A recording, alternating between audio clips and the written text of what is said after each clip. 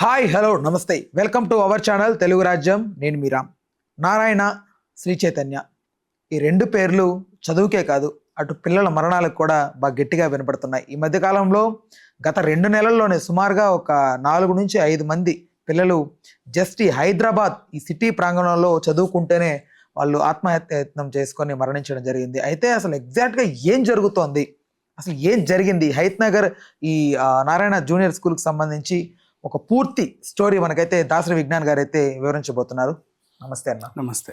అంటే ఈ మధ్యకాలంలో చూస్తూనే ఉన్నాం, జరుగుతూనే ఉన్నాయి, ఇవి నెవర్ ఎండింగ్ లాగా జరుగుతూనే ఉంది. తప్పిదం ఎక్కడ జరుగుతుందని పక్కన పెడితే అసలు ఏం జరిగింది, ఆ పిల్లోడు ఎవరు ఏంటి? లోహిత్ అనే అబ్బాయి హయత్ నగర్ ఇక్కడ చనిపోవడం జరిగింది. యాక్చువల్ 7th క్లాస్ అబ్బాయే ఊరేసుకొని చనిపోయాడు. 7th క్లాస్ అబ్బాయి. ఎందుకు అంటే గతంలో 2-3 సార్లు ఇంట్లో చెప్పాడంట చదువు భారం అవుతుంది అని. ఎందుకు భారం అవుతుంది చదువు అంటే ఎక్కువ ప్రెషర్ పెడుతున్నారు అన్నట్టు చెప్పాడు అని తండ్రి విద్యార్థి సంఘాలను వేసుకొని ఇప్పుడు అంటున్న మాట. బేసిక్ నువ్వు నారాయణలో ఎందుకు వేసావు 7th క్లాస్ పిల్లోని హాస్టల్లో? ఇంట్లో ఉంటే చదవట్లేదని వాడిని వేసావు. 7th క్లాస్ పిల్లలు హాస్టల్లో అంటే అసలు అన్మెచ్యూర్డ్ పీపుల్ వాళ్ళంతా. ఇంట్లో ఉంటే అల్లరి చిల్లర తిరుగుతున్నాడు పిల్లోడు. 7th బాగా చదివితే 7th 10th లాంటిది అంటారు ఇంచుమించు, అంటే పబ్లిక్ ఎగ్జామ్స్ ఉంటాయి కాబట్టి బాగా చదువుతాడని అక్కడ వేసావు. వాడికేమో అల్లరి చిల్లర తిరగడం అలవాటు అయిపోయింది. సరిగ్గా నువ్వు అక్కడ వేసేసరికి అంటే మామూలుగా ఇంట్లోనే నువ్వు రుద్దడం కాబట్టి బీభత్సంగా రుద్దుతారు. మార్నింగ్ 5కి లేపుతారు, స్టడీ అవర్స్ ఉంటాయి. అంటే వాడిని ఏదో నాశనం చేయాలని చెప్పి పెట్టరు వీళ్ళంతా, వాడు చదువుకుంటాడనే పెడతారు. నెక్స్ట్ ఆ తర్వాత మళ్ళీ యాజ్ యూజువల్గా క్లాసెస్ ఉంటాయి, అన్ని సబ్జెక్ట్స్ 8 or ఎన్ని సబ్జెక్ట్స్ ఉంటాయి అన్ని సబ్జెక్ట్స్. దానికి తోడు మళ్ళీ కొంచెం ఆటలు పాటలు ఇవన్నీ ఉంటాయి. మళ్ళీ రాత్రి స్టడీ అవర్స్ ఉంటాయి, పడుకోబెడతారు. నీకు ఆ వాతావరణం నచ్చకపోయి ఉండొచ్చు. రూముకు 10 మంది ఉంటారు, అందరూ ఖచ్చితంగా చదవాలి, మార్నింగ్ లేచి రెడీ అయిపోవాలి. బలవంతంగా పిల్లోని హాస్టల్లో వేస్తారు తల్లిదండ్రులు. వాళ్ళకి ఏమన్నా అయితే యాజమాన్యం మీద వేసేస్తారు.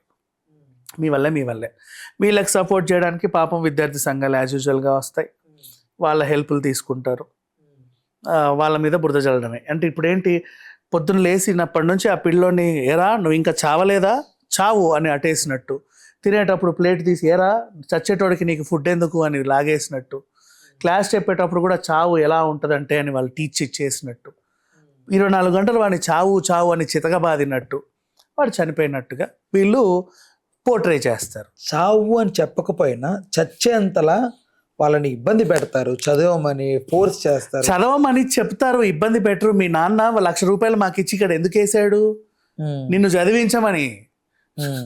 అర్థమైందా మ్యాటర్? అదే ఒక్కొక్కరికి ఒక్కొక్క కైండ్ ఆఫ్ మైండ్ సెట్స్ ఉన్నప్పుడు అది అర్థం చేసుకోవాల్సిన తల్లిదండ్రులు బలవంతంగా తీసుకెళ్లి వాళ్ళ మీద పడేస్తారు. వీడు ఏదైనా చేసుకోగానే మళ్ళీ వాళ్ళ మీద పడి మీరే ప్రాణం తీశారు అంటారు. తప్పది ఏ తల్లిదండ్రులైనా సరే. ఆ అబ్బాయికి హాస్టల్కి వెళ్ళడం ఇష్టం ఉందా లేదా, అసలు ఎవరు కనుక్కుంటున్నారు? ఎందుకు బలవంతంగా తీసుకెళ్ళి అక్కడ పడేస్తున్నారు? నీ చేతి ఫుడ్ ఇష్టం, బయట ఫుడ్ పడదేమో, అన్నీ ఉంటాయి. వాడు ఫ్రెండ్స్ని మిస్ అవుతాడేమో, ఇంకేమో ఉంటాయి, 190 పనులు ఉంటాయి ఆ 7th క్లాస్ పిల్లోడికి. ఎవ్వరికి ఉండవు. అదేదో సినిమాలో ఏదో డబ్బు ఉంటే ఎన్ని పనిలేని పనులు ఉంటుంది చూడు, ఆమెని. పిల్లలకు కూడా పనిలేని పనులు బోల్డ్ అని ఉంటాయి, అవన్నీ వాళ్ళకి చాలా ఇంపార్టెంట్ అనుకుంటారు. దాని నుంచి ఏంటంటే అది అల్లరి చిల్లరగా తిరుగుతున్నారని పేరెంట్స్ గ్రహించి ఆ పనులు మానిపించేసి వాడిని క్రమశిక్షణలో పెట్టాలనుకుంటారు. కొంతమంది ఓపిక ఉంటే క్రమశిక్షణలో పెడతారు. ఓపిక చచ్చే వాళ్ళు ఏం చేస్తారంటే ఇంకొకరి మీద పడేస్తారు ఆ భారాన్ని తీసుకెళ్ళి, నువ్వు దులిపేసుకొని ఇట్ట వాడు దిద్దుతాడులే తీర్చి అని. వాడి డ్యూటీ ఏంటి, తీర్చిదిద్దడం అంటే ఏంటి, పిల్లోని చదివించడం. వాడికి అదే ఇబ్బంది. ఇప్పుడు ఏం చేస్తాడు, నువ్వు నా దగ్గరకు వచ్చి నేను చదువు చెప్పడానికే. ఇదేమి ఫుట్బాల్ బ్యాడ్మింటన్ కోచింగ్ సెంటర్ కాదు, చెస్ ఇది అకాడమీ కాదు, ఇంకేది కాదు. ఇది ఎడ్యుకేషనల్ అకాడమీ. నీకు చదివే చెప్పాలి, 10 రకాల చదువులు చెప్పాలి, 3 భాషలు నేర్పాలి, తెలుగు హిందీ ఇంగ్లీషు. నీకు ఫిజిక్స్ చెప్పాలి, సోషల్ చెప్పాలి, అన్నీ చెప్పాలి, నీకు మ్యాథ్స్ చెప్పాలి, ఇన్ని చెప్పాలి. ఇక్కడ మెయిన్ ఎక్కడ వస్తుందంటే ప్రాబ్లము, ఆ స్కూళ్ళలో అప్ అండ్ డౌన్ చేస్తున్న పిల్లలు ఉంటారు, వాళ్ళకేం ప్రాబ్లం ఉండట్లేదు. బట్ ఏదైతే హాస్టల్లో ఉంటున్నారో వాళ్ళని ఉంచుతున్నారో అక్కడ ప్రాబ్లమ్స్ వస్తున్నాయి. ఎగ్జాక్ట్లీ. ఎందుకంటే అప్ అండ్ డౌన్ వెళ్ళే వాళ్ళు రోజు అమ్మా నాన్నని చూస్తున్నారు, వాడికి ఉంటే కష్టాన్ని చెప్పుకుంటున్నారు. ఇక్కడ చెప్పట్లా, కనీసం వినట్లా ఎవరు. వాళ్ళ పేరెంట్స్ పిల్లలు చెప్పే కూడా విని చావట్లా. హ్యాపీగా అసలు ఏంటి పడేశారు ఎక్కడో. వాళ్ళకి చెప్పుకోవాలని కడుపు ఉబ్బరం ఇంత అయిపోతుంది. ఎవరికి చెప్పుకోవాలో అర్థం కావట్లా. అక్కడ పోనీ వీళ్ళకి చెప్తామంటే వాళ్ళు పొద్దున్న లేపినప్పటి నుంచి రాత్రి వరకు చదువు అంటున్నారు. నాకేమో ఇదే భారం అయిపోయింది, ఎవరికి చెప్పుకోవాలో తెలియట్లా, చచ్చిపోతున్నారు. పేరెంట్సే తప్పు ఎప్పుడైనా సరే. ఎప్పుడు ఎడ్యుకేషన్ ఇన్స్టిట్యూషన్ నిందించకండి. వాడి డ్యూటీ చదువు చెప్పడమే. నీ పిల్లోని చంపాలని ఏ ఎడ్యుకేషన్ ఇన్స్టిట్యూట్ అనుకోరు. పైగా వరుస ఘటనల తర్వాత నారాయణ అస్సలు అనుకోదు అయ్యయ్యో ఇంత అవుతుందని. ఇంకా ఫ్రెండ్లీ నేచర్ పెంచుతున్నారు వాళ్ళు. నోబడీ. ఎందుకు నారాయణ మీదే వస్తున్న ఎలిగేషన్స్ అంటే కూడా చెప్తున్నా, ఎక్కువ ఎడ్యుకేషన్స్ ఇన్స్టిట్యూట్ వాళ్ళవే ఉన్నాయి కాబట్టి కాలేజీలు గట్రా వాళ్ళ పేరు మీద కాబట్టి అలా వస్తున్నాయి అంతే. అల్లరి చిల్లరగా తిరిగే పిల్లల్ని బలవంతంగా తీసుకెళ్లి హాస్టల్లో వేసేస్తున్నారు. భారం దిగిపోయింది అనుకుంటున్నారు. వాళ్ళేమో మేమే భారం అయిపోయాము మా తల్లిదండ్రులకి, ఇంకా మేము బతకడం ఎందుకని వాళ్ళు అనుకుంటున్నారు. ఇది ఎవరు అర్థం చేసుకోవాలి? పేరెంట్సే అర్థం చేసుకోవాలి. చదువు చెప్పే వాళ్ళ తప్పు ఎప్పుడూ ఉండదు. ఇక్కడ మెయిన్గా పేరెంట్స్లో వస్తున్న ప్రాబ్లం ఏంటంటే, వాళ్ళ పిల్లాడు అక్కడ చదువుతున్నాడంట నెక్స్ట్ ఇంజనీర్, వాళ్ళ పిల్లాడు అక్కడ చదువుతున్నాడు నెక్స్ట్ పైలట్, వాళ్ళ పిల్లాడు అక్కడ చదువుతున్నాడంటే నెక్స్ట్ ఏదో పెద్ద ఇదైపోతాడు, మన పిల్లాడిని కూడా అక్కడ జాయిన్ చేయాలి. అప్పు చేసి బంగారం కుదవ పెట్టి రకరకాల ఇది చేసి తీసుకెళ్ళి వాడిని అక్కడ వేస్తే వాడు చదువు రాదో వద్దు బాబు అంటే అక్కడే వేసి రుద్ది మళ్ళీ వాడినే కొడతారు. ఏరా ఈ గాజులు అమ్మింది నువ్వు చదువుకోవడానికే కదా, ఆ డబ్బులు 4 లక్షలు అప్పు తెచ్చింది నీ మీద తగిలేయడానికే కదా, చదవని అంటావని మళ్ళీ వాడినే తంటారు. ఆ పిల్లోడికి 100కి 90 మార్క్స్ వచ్చాయి, 89 ఎగ్జాక్ట్ మార్క్ తగ్గిందా, ఎరా నువ్వు అసలు ఏమనుకుంటున్నావు చూసావా? ఇట్లాంటి పేరెంట్స్ ఉంటారు. ఎప్పుడైనా సరే పేరెంట్స్దే తప్పు నేను చెప్తాను. ఎందుకంటే నీ పిల్లోడు నీ కంట్రోల్లోనే ఉండాలి. అవుట్ దీంట్లో పేరెంట్స్దే తప్పు. ఎప్పుడు బయట వాళ్ళని నిందించకూడదు. మనం కరెక్ట్ అయితేనే బయట వాళ్ళు కరెక్ట్ ఉంటారు. అసలు నువ్వు 7వ తరగతి పిల్లోడు నీకు ఎందుకంత భారం వేయడానికి హాస్టల్లో వేసావమ్మా? నువ్వు వాడికి 7వ తరగతిలోనే కంట్రోల్ చేయలేని వాడివి, ఇంకెన్నాళ్ళు ఎలా కంట్రోల్ చేస్తే? పిల్లల్ని కనీసం 10వ తరగతి వరకన్నా దగ్గర పెంచితే క్రమశిక్షణ వస్తుంది తల్లిదండ్రులు. వీళ్ళు ఏం చేస్తారు, వీళ్ళ సుఖాలకు అడ్డొస్తున్నారు కదా అని చెప్పి వీళ్ళ సుఖ సంసారం కోసం పిల్లల్ని కంటారు. అడ్డొస్తున్నారు కదా అని చెప్పి ప్లే స్కూల్లో పడేసిపోతారు. చిన్నప్పటి నుంచి ప్లే స్కూల్. నేను ఆఫీస్కి వెళ్ళి ఆ టైంలో వీడిని ఎవరు చూసుకుంటాడు? Play schools.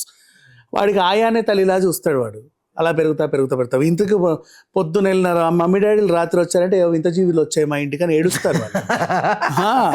అదే ఏడుస్తారు వాళ్ళు, లేరో వచ్చారు 2 పెద్ద ఏవో వచ్చాయని. వాడు చూసేవి వాడిని అలా పెంచండి. ఊరికే తీసుకెళ్ళి పిల్లలు భారం 7th క్లాస్లో తీసుకెళ్ళి హాస్టల్ వేసి పిల్లాడు ఊరేసుకున్నాడు అని చెప్పి ఎడ్యుకేషన్ ఇన్స్టిట్యూట్ మీదకి మొత్తం స్టూడెంట్ సంఘాలను వేసుకొని వెళ్ళావు. ఏం జరిగింది ఇప్పుడు?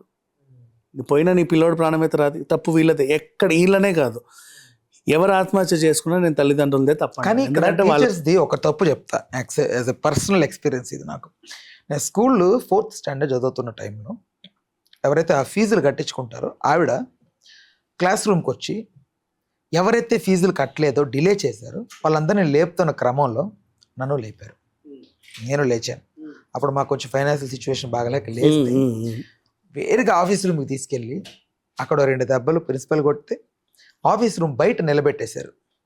1-2 గంటలు నిలబెట్టేశారు. తిండి లేదు నాకు.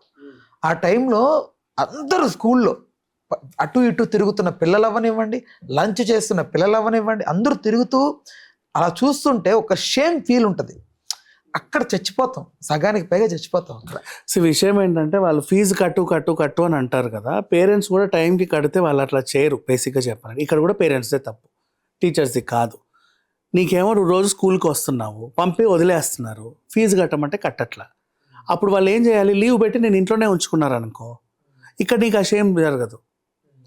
నీకు అర్థమైందా? వీళ్ళు ఎందుకు ప్రెషర్ పెడతారు? నిన్ను పెట్టే ప్రెషర్ నువ్వు ఇంట్లో పెడతావని. నువ్వు ఏడిస్తారన్నా ఫీజు కడతారని. వాళ్ళకి కావాల్సింది ఫీజు. ఎగ్జాక్ట్లీ. అరే ఇది అసలు నువ్వు ఫీజు కట్టకుండా నిన్ను తీసుకెళ్ళి అక్కడ పడేస్తున్నారు. నీ పేరెంట్సే ఆ టైంలో ఏదో ఒకటి చెయ్యాలి. అప్పుడు పేరెంట్స్ అడగాలి. వీళ్ళు వెళ్ళి పేరెంట్స్ ని అడగాలంటే వాళ్ళు వచ్చి చావరు కదా. నిన్ను పంపేసి చేతులు దుబ్బుకు అటు చట్టైపోతున్నాడుగా. వీడు వచ్చి జాయిన్ అయ్యాడా? వాళ్ళ పేరెంట్స్ జాయిన్ చేశారు. ఆఫ్ కోర్స్ పేరెంట్సే బలవంతంగా ఇక్కడ వదిలేసి వెళ్ళారు. వాళ్ళ పేరెంట్స్ అడగాలి. రెస్పాన్సిబుల్ ఫీల్ అవ్వకుండా ఇక్కడ ఫీజులు కట్టట్లా, వీళ్ళేమో వీడిని ఇబ్బంది పెడుతున్నారు. హామీ ఇచ్చింది పిల్లవాడా నేను కడతాను వాళ్ళ తల్లిదండ్రులు అడగాలి కదా. పిల్లోడిని అందరూ పడేసి కనబడి చావట్లేదు కదా, మోహన్ చూపిట్లే కదా. రోజు గేటుకి నిన్ను వదిలేస్తున్నారు, మళ్ళీ జయ్యని వెళ్ళిపోతున్నారు. ఏడబట్టుకుంటారు, పరిగెడతారు ఆ స్కూటర్ వెనకాల, ఫీజు కట్టని. అప్పుడు వదలొద్దు పిల్లలు. అంటే సిగ్గు లేకుండా పిల్లడు మేము చూపెడతారా? అలా సిగ్గు లేకుండా కాదు వాళ్ళు కరెక్ట్గానే చేశారు. ఎప్పుడైనా సరే తల్లిదండ్రులదే తప్పు. వాళ్ళ దగ్గర ఆ స్తోమత లేనప్పుడు ఏదో రకంగా పిల్లోడిని చదివించాలి, వాడు అవమానం ఫీల్ అవుతాడని అప్పు గట్రా ఐ చేసి agree 100%. I accept this. I agree for that. నేను కాదంటలేదు. బట్ నేనేమంటున్నా, పిల్లోడు పసిపిల్లాడు, వాడికి తెలుసో తెలీదో వాళ్ళ అమ్మా నాన్న తీసుకొస్తే ఇక్కడ వేస్తున్నారు, వాడు ఊగొట్టి వెళ్ళిపోతున్నాడు క్లాస్. కరెక్టే, ఆ అమ్మ నాన్న కనబడి చావట్లేదు కదా, నిన్ను తీసుకొచ్చి క్లాస్ రూమ్ దగ్గర వదిలేసి టీచర్ హాయ్ అని చెప్పి వెళ్ళట్లా వాళ్ళు, అటు ఇటు తిరిగి తొందరపో అని చెప్పి గేట్ నుంచి అటే పారిపోతున్నారు. మరి నిన్ను బలవంతంగా దోసి వాడి తల ముసుకేసుకొని తిరుగుతుంటే వాడిని రప్పించడానికి వీడిని హింస పెడుతున్నారు వాళ్ళు. మరి ఏం చేస్తారు చెప్పు? అస్సలు ఎప్పుడు విద్యా సంస్థల తప్పు ఏమీ ఉండదు, ఎటు తిరిగి పేరెంట్స్దే తప్పు. ఎందుకంటే వాళ్ళు సరిగ్గా ఉంటే వీళ్ళు సరిగ్గా ఉంటారు. నేను కాదంటలేదు, వాళ్ళ డ్యూటీ వాళ్ళు చేస్తున్నారు, వాళ్ళ డ్యూటీ చేస్తున్నారు, వాళ్ళు కరెక్ట్గానే చేస్తున్నారు. ఫీజులు రాబట్టుకోవాలి, వాళ్ళు నడుపుకోవాలి, కాబట్టి నేను కాదంటలేదు. కానీ రాబట్టాల్సింది వేరుంటది. వేరున్నప్పుడు అవే కనబడి చావట్లా, వాడు మొహం చాటేస్తున్నాడు, రావట్లా, బలవంతంగా నా మీదకి వదిలేసిపోతున్నాడు. ఇప్పుడు ఏం చేయాలంటే పద్ధతిగా పిల్లోడికి ఆ సరంజామా అంతా తీసుకొని, ఇదిగో నాన్న రా అమ్మ అని చెప్పి తీసుకెళ్ళి వాడిని అప్పచెప్పేసి, లేకపోతే పని చేయాలి, క్లాస్ రూమ్లో రానివ్వకండి.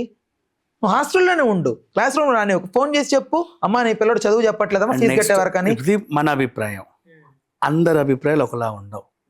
నీకు అనిపించినట్టే ప్రపంచం మొత్తం నడవాలి అనుకుంటే ప్రపంచం అంతా నువ్వే ఉంటావు, లేదా నాకు అనిపించినట్టే ప్రపంచం అంతా నడవాలంటే నేనే ఉంటా ప్రపంచం. బట్ కామన్ సెన్స్ అంటే ఒక లైన్ ఉంటుంది. అది కామన్ సెన్స్ కాదని నీ అభిప్రాయం, అదే సెన్స్ అని వాళ్ళ అభిప్రాయం. ఎవరి అభిప్రాయం వాళ్ళకు ఉంటుంది కదా. పిల్లల్ని అంతే సరే, ఓకే, రైట్, ఓకేనా? Thanks for the time, thanks for information. Right, please do subscribe to Telugu Rajyam channel. Please do subscribe to Telugu Rajyam channel. Please do subscribe to Telugu Rajyam channel. Hi అండి, నేను మీ ఆర్పీని, నెల్లూరు పెద్దారెడ్డి చేపల పులుసు ఓనర్ని. మీరు తెలుగు రాజ్యం అనే ఈ యూట్యూబ్ ఛానల్ సబ్స్క్రైబ్ చేసుకుని మంచి మంచి వీడియోలతో వస్తారు. Thank you so much. Hi people, I'm Sonakshi Verma and you please watch Telugu Rajam and please subscribe to the channel.